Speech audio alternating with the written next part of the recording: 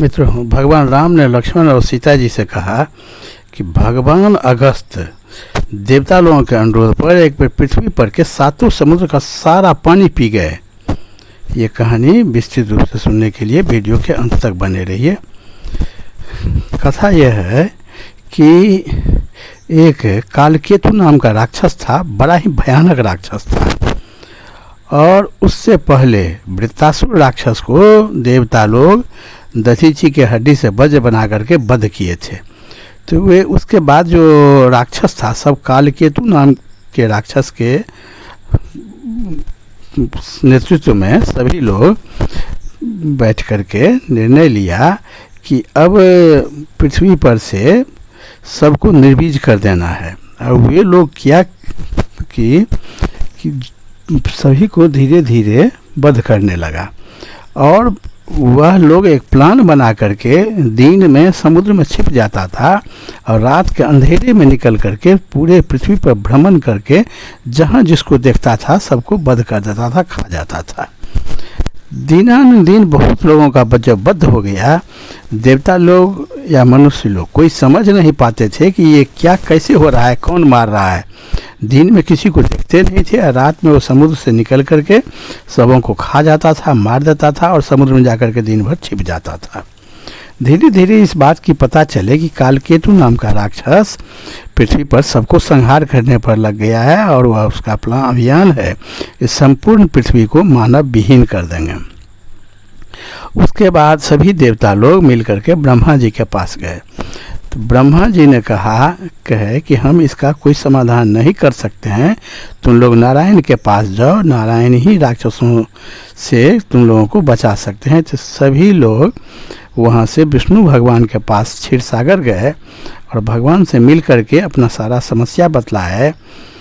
तो भगवान ने कहे कि वही कालकेतु नाम का राक्षस है जो दिन में समुद्र में छिप जाता है और रात के अंधेरे में निकल करके सभी को मार डालता है।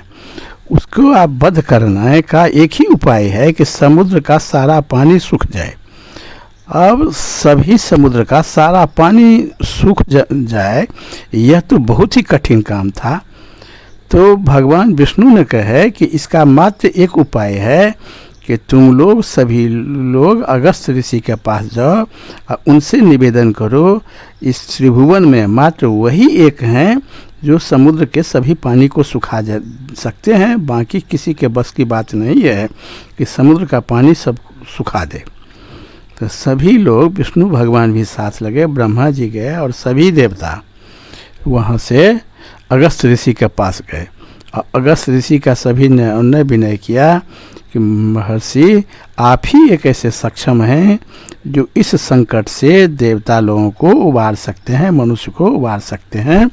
आप ही बात इसमें सामर्थ हैं। जब एक बार विंध्याचल पर्वत सृष्टि में प्रलय ला दिया था, इतना वो अपने अभिमान में ऊपर उठ गया था, उससे भी आप ही रक्षा किए। अब बहुत बार आप ही सबको रक्षा किए हैं और इस समस्या का भी समाधान सिर्फ आप ही के पास है। आप कुछ देर के लिए अगर समुद्र का सारा पानी को सुखा दीजिएगा तो हम लोग उस राक्षस सबको संहार कर देंगे। तो आप इसका इतना कृपा कीजिए कि आप समुद्र के सभी पानी को कुछ देर के लिए सुखा दीजिए। सभी देवताओं के अनुरोध पर भगवान अगस्त ने कहे कि ठीक है, अगर समुद्र के सारा पानी सुखा देने से पृथ्वी लोक का और देवलोक का कल्याण होगा तो हम तैयार हैं। आप लोग निश्चिंत रहिए, हम समुद्र के सभी पानी को सुखा देंगे और आप लोग अपना तैयार होकर के रहिए। आप लोग उस राक्षस सबको वध कर दीजिएगा। तब भगवान अगस्त समुद्र में गए और समुद्र में जा कर के सारे समुद्र के पानी को अपने अंजलि में भर करके पी गए। पृथ्वी पर के सातों समुद्र का सारा पानी भगवान अगस्त पी गए, अंजलि में भर भर करके सारा पानी एक बार में पी गए। और उसके बाद जब समुद्र सूख गया तो सभी देवता लोग मिल करके राक्षस का वध किए।